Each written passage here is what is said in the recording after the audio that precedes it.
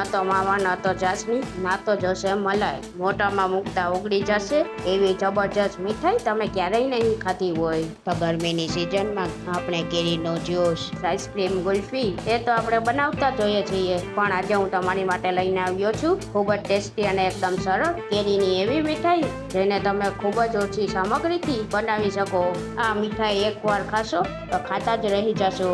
Super tasty, super unique mango ટોપરા પાક ફક્ત 4 જ વસ્તુથી ખૂબ જ ઓછા ખર્ચામાં મોઢામાં મૂકતા ઓગળી જાય એવી ટેસ્ટી મેંગો બરફી બનાવવાનું શરૂ કરીએ. નવી રેસીપી શીખવા માટે YD Moms ચેનલને સબસ્ક્રાઇબ કરો અને સાથે બેલ આઇકનને જરૂરથી દબાવજો નવા રેસીપી વિડીયો સૌથી પહેલા જોવા માટે. મોઢામાં મૂકતા ઓગળી જાય એવી કેરીનો ટોપરા પાક બનાવવા માટે મેં 2 નંગ મીડિયમ સાઇઝની કેસર કેરી લીધી છે. મીઠાઈ બનાવવા માટે કેરી પાકી અને થોડી મીઠી કેરીની પસંદગી કરવી. જો તમારી પાસે નાની સાઇઝની કેરી હોય તો 2 નંગની પસંદગી કરવી. તો હવે કેરીની છાલ અને ગોટલાના ભાગને કાઢી તેના પીસ કરી લઈએ. તો અહીંયા મેં કેરીના પીસ કરી લીધા છે. તો હવે તેને પીસવા માટે મિક્સર જારમાં એડ કરી દઈએ. તો હવે પાણી કે દૂધ એડ કર્યા વગર કેરીને પીસીને સ્મૂથ ગ્રાઇન્ડ કરી લઈએ. તો આપણા કેરીના પીસ ગ્રાઇન્ડ થઈ ગયા છે. તો તમે જોઈ શકો છો એકદમ સ્મૂથ અને મીઠો કેરીનો પલ્પ તૈયાર થઈ ગયો છે. તો હવે કેરીની મીઠાઈને કોકોનટ ફ્લેવર સાથે બનાવવા માટે મેં વજનમાં 250 ગ્રામ અને કપના માપ પ્રમાણે 1/2 કપ જેટલું ઝીણું ટોપરાનું ખમણ લીધેલું છે. બરફી માટે ઝીણા ટોપરાનો જ ઉપયોગ કરવો.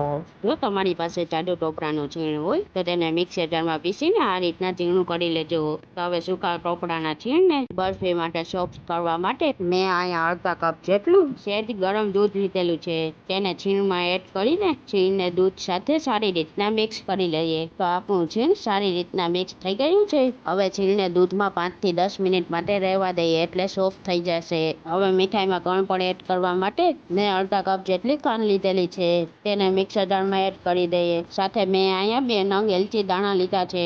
તેને હાથેથી ફોલીને મિક્સર જારમાં એડ કરી દઈએ. તો કેરીની પોતાની ફ્લેવર હોવાથી એલચી વધુ એડ કરવાની નથી. હવે બધી જ વસ્તુને ગ્રાઇન્ડ કરી લઈએ. તો અહીંયા આપણો ખાંડનો ફાઇન પાવડર ગ્રાઇન્ડ થઈને તૈયાર થઈ ગયો છે. હવે ફટાફટ મીઠાઈ બનાવવા માટે પેનમાં સૌથી પહેલા તૈયાર કરેલો કેરીનો પલ્પ એડ કરી દઈએ અને 2 મિનિટ માટે કૂક કરી લઈએ. અહીંયા આપણે મીઠાઈને ધીમા ગેસ પર જ બનાવવાની છે.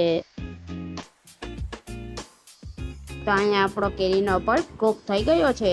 તો હવે તૈયાર કરેલા ખાંડના ભૂકાને પલ્પમાં એડ કરી દઈએ અને તેને 1 થી 2 મિનિટ માટે કૂક કરી લઈએ. તો તમે જોઈ શકો છો ખાંડનો ભૂકો કરેલો હોવાથી તે કેરીના પલ્પમાં એકદમ સરસ રીતે મેલ્ટ થઈ ગયો છે અને આપણો પલ્પ થોડો ટ્રાન્સપરન્ટ થઈ ગયો છે.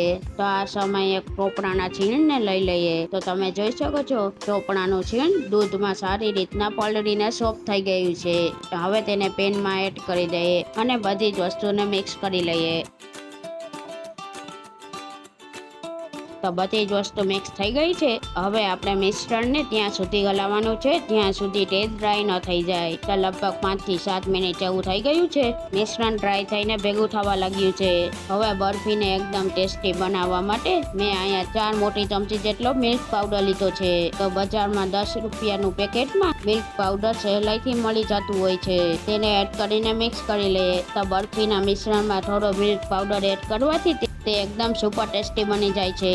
તમે મિલ્ક પાવડરની જગ્યાએ માવાનો ઉપયોગ કરી શકો છો. તો લગભગ 4 થી 5 મિનિટમાં મિલ્ક પાવડર સારી રીતના મિશ્રણ સાથે ભળી ગયો છે. હવે આ સમયે તૈયાર થયેલા બરફીના મિશ્રણમાં ફક્ત 1 ચમચી ઘી એડ કરી દઈએ અને મિક્સ કરી લઈએ.